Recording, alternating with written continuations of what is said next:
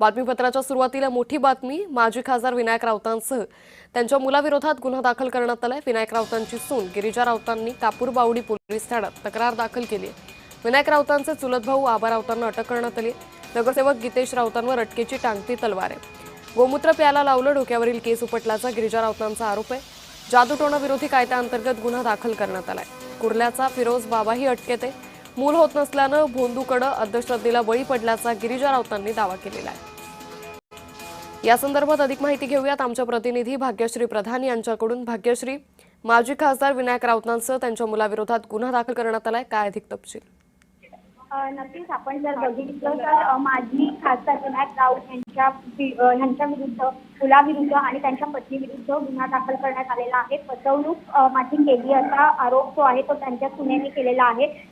आपण जर बघितलं तर त्यामध्ये तिने एक फिरोज बाबा यांचा उल्लेख केला आहे। यामध्ये 3 बाबांचा उल्लेख केलेला आहे तिने FIR मध्ये। आणि त्या 3 बाबांकडे जाऊन मला गोमूत्र पाजलं, त्याचबरोबर मला मासिक पाळी मला येऊ नये म्हणून पुढे किंवा ती पुढे जावी म्हणून मला गोळ्या देण्यात आल्या, त्याचबरोबर माझे केस काढण्यात आले, अशा पद्धतीचे आरोप देखील केलेले आहेत। आणि हे सगळं का केलं तर मूल होत नाही म्हणून मला करण्यात आलेलं आहे। याचबरोबर डॉक्टरांनी एक वेगळे उपाय सांगितलेले होते, मात्र ते न करता हे लोक अंधश्रद्धेला बळी पडले आणि मला देखील मुद्दामून अंधश्रद्धेच्या वाटेवर घेऊन गेले, अशा पद्धतीचा हा आरोप आहे।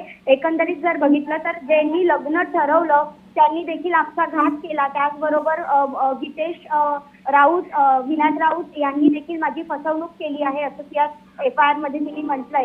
त्यात तिने असंही म्हटलंय की बंगला आहे असं सांगून झोपडपट्टी किंवा तत्सम फ्लॅट टाईप घरामध्ये मला ते घेऊन गेले, अशा पद्धतीचा उल्लेख देखील तिने केलाय। आता 11 वाजता खरं तर यावर गिरिजा जी आहे, गीतेश यांची पत्नी, ती बोलणार देखील आहे। मात्र यामध्ये जर आपण बघितलं तर आता त्यांचा जो चुलत भाऊ आहे विनायक राऊत यांचा आबा राऊत म्हणून, त्यांना भातुकवरनं अटक केली आहे आणि त्याचबरोबर कुर्ल्यातनं एका बाबाला देखील अटक करण्यात आली या प्रकरणात। त्यामुळे आता गीतेश राऊत असतील किंवा विनायक राऊत असतील यांच्यावर देखील अटकेची टांगती तलवार जी आहे ती पाहायला मिळते। यात आणखीन एक विशेष महत्त्वाची गोष्ट म्हणजे तिने एका अकाउंटचा उल्लेख केलाय आणि या अकाउंटमध्ये मोठ्या प्रमाणात रक्कम जी आहे ती ट्रान्सफर होत होती। ज्यावेळेला मी गीतेशला विचारलं त्यावेळेला तुला काय करायचंय, तुला जेवढे पैसे मी देतो तेवढे तू घे, अशा पद्धतीचा उल्लेख जो आहे तो देखील तिने FIR मध्ये केलेला पाहायला मिळतोय। त्यामुळे यामध्ये आणखीन जर बघितलं तर ईडीची केस देखील दाखल होऊ शकते किंवा होण्याची शक्यता जी आहे ती वर्तवली जाते सध्या। भाग्यश्री, गिरिजा राऊतांची साधारण पत्रकार परिषद किती वाजता सुरू होईल आणि या दरम्यान आणखी काही मोठे खुलासे होण्याची शक्यता आहे का?